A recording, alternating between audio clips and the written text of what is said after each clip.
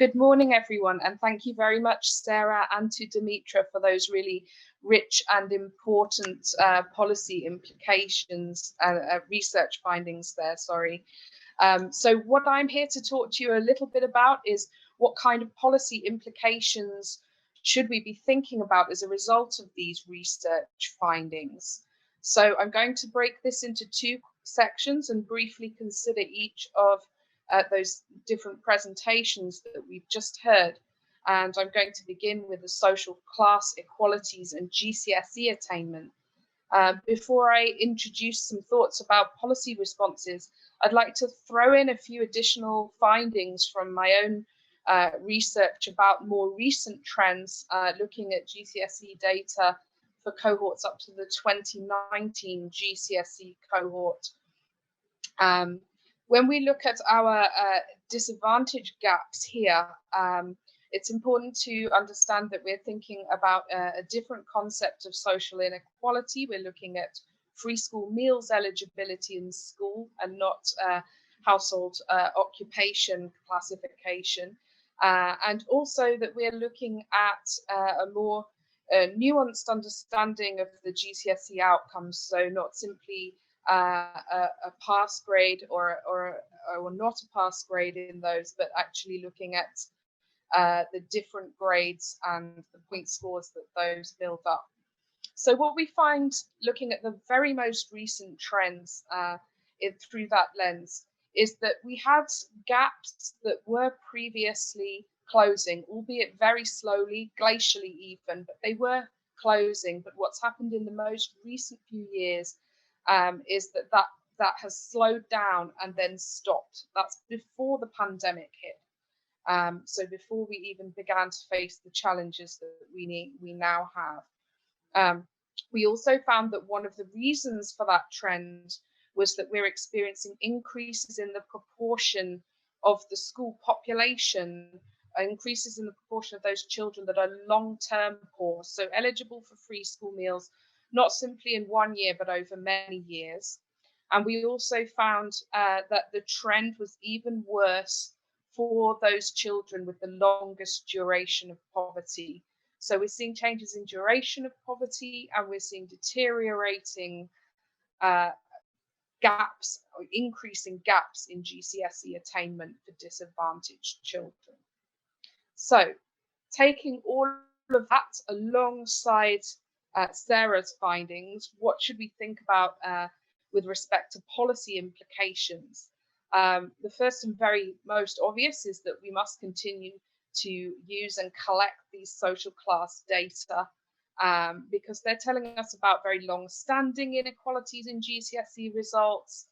And also research shows that those inequalities explain more variation in GCSEs actually than the free school meals status, which we have used in our more recent research. So what should we do about all of this?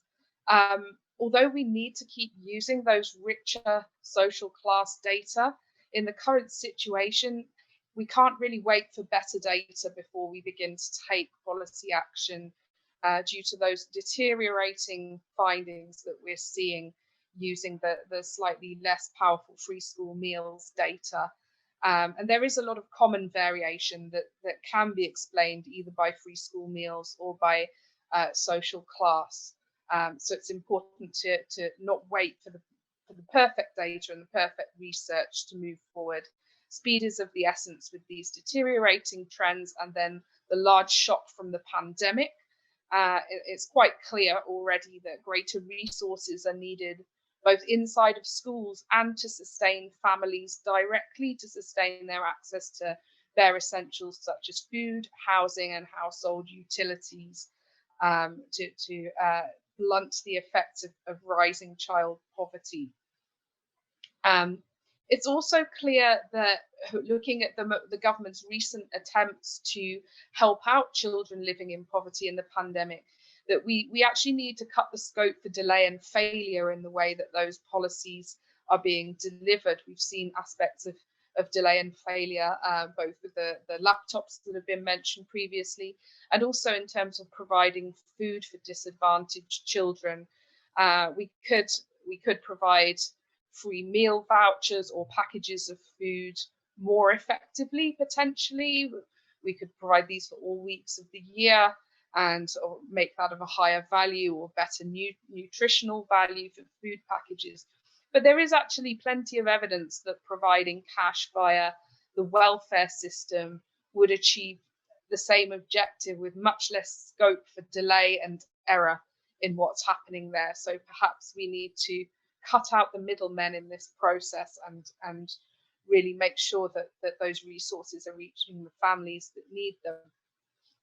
At the same time as all this kind of emergency pandemic response and response to the deteriorating educational fortunes of disadvantaged children, we do need to remember, though, that the social class variables and the social class concepts are much more complex.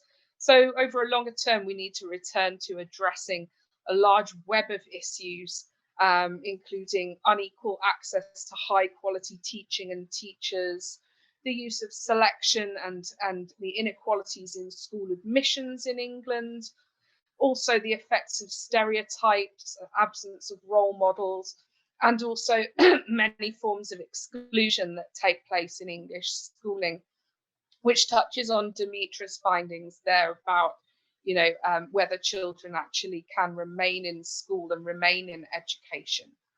So I'm going to switch over now to thinking about Demetra's findings and their implications for policy, but also many of those same themes will be explored a little bit further here. As before, I'd like to throw in a couple of additional research findings that are interesting to bear in mind alongside this. So a really important one, I think, is that in the US, the effect teachers have on students' long-term outcomes. Here we're talking about whether they graduate from school or whether they drop out from school early. The effect that teachers have on those outcomes is actually larger through their influence on behaviours such as, this is captured, such as school absences, suspensions from school. So the way that teachers influence those behaviours of students is more powerful than teachers' effects on test scores in terms of determining the longer term outcomes. So I think that's really interesting because a lot of policy in England is currently very heavily focused on test scores, qualifications, teaching and learning. But what that research shows is that actually teachers have important effects on long-term outcomes through other mechanisms. Also, thinking about our current context in England, we have children who are not in education, employment or training, and we begin to measure those from age 16 onwards. But also, my own research has shown that 1 in 10 children who start secondary school have actually left the school they started in when they were 11, 12 years old, before the end of the summer of year 11. And within this, we're not including children who are officially excluded. We're not including children who move schools for family reasons. We're talking about what we call unexplained exits from school, which are in some way influenced by the school context itself. And what happens to those children? There's a lot of movement around the school system. Well, they amount to an average of 3 per class of 30. And 1 of those 3 did not reappear in another school by the end of year 11. So we are seeing actual leakage out of the education system. So having tossed in those additional findings there into the mix, what are we to take from this from a policy perspective? It's obvious from Demetra's research that families and psychosocial factors are both important for keeping children and young people in education, but we've also seen that what teachers can do here matters too. So there are many facets of policy we could be looking at. We could be looking at restoring universal family support services in England. The current family hubs policy tends to mask a bit of a lack of commitment to broad and sustainable set of family services that's available in every local area. It's a very currently a very patchy local picture of support services for families and young children. Returning to the question of welfare, the current policy of having high work incentives and combined with low levels of support for people who don't have enough work, that means that some families actually can't choose to spend time together after school without enduring economic hardship. So for some families, it's not possible to spend as much time working on cultural capital and those factors Demetra was talking about because of the way our welfare system operates. Mental health is also an important area of research that's becoming ever more important in schools in the context of the pandemic, but even prior to that. And that's really because we have a poor record on providing children's and young people's mental health services in England. There's a poor record on transition from children's to adult care, which is occurring while many young people are still in education. And there's a poor record on services for parents and on services that actually treat families as a unit. Currently, the government has a lot of plans to expand CAMS services, but staffing shortages are slowing that down a lot. Thinking very briefly about teacher education, there's very little focus in our teacher education systems actually on teachers' effects on pupil behaviours and non-cognitive skills. Having found that that's one of the most important things teachers do, at least in the US, it's not necessarily reflected in all of our teacher training, particularly some of the schools-based training. And there isn't very much recognition for teachers or schools for the work that they do in retaining young people within education. That doesn't feature very highly in accountability systems.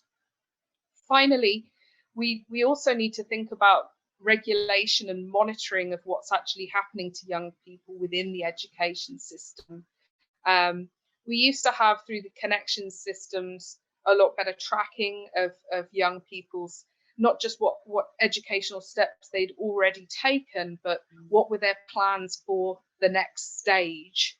So it's really important that we find a way within a very fractured education system that we have now, with local authorities having a much smaller role than they used to, that we find a system for somebody within the education sphere to hold on to and own the relationship with young people and what their plans are for their next stages of education. And it's also quite important we have some kind of government monitoring of and limits on the various forms of exclusion from education that are taking place, because these have been increasing over time and proliferating in recent years. So there's a risk that we have a very leaky education system. So that's a very quick canter through some of my top policy thoughts, having listened to those really fascinating and important research presentations. What are the top level conclusions that we can draw from this? The first one is really that the policy implications stretch way beyond schools and education. We're talking about healthcare, welfare, all sorts of other kinds of family and children's services and public services in order to really begin to support children and young people better and address these inequalities. But also it's very clear that there's a lot of interconnectedness of problems in education, and also the potential solutions to those problems policy-wise. We keep circling back on the same issues, the same problems, and the same areas where potential solutions might emerge. And this really requires a strong awareness of unintended consequences when we try to make policy in education, because the more interconnected things are, the more you push one policy lever and something falls out of place somewhere else in the system. And so it's really important that we're keeping an eye on all of this really complex web of factors that's affecting young people's outcomes. And finally, it's very clear, and has been for a long time that poverty and social class inequalities are implicated in many of the problems in education. It's really important we keep researching that and digging deeper into the how and the why of that.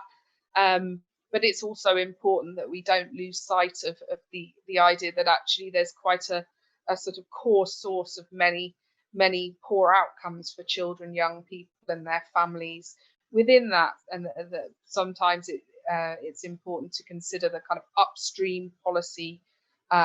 So, for example, the welfare policy, as well as thinking about what's affecting children within the school system. So thank you very much for having me today to share my thoughts with you, and I look forward to taking part in the Q&A section now.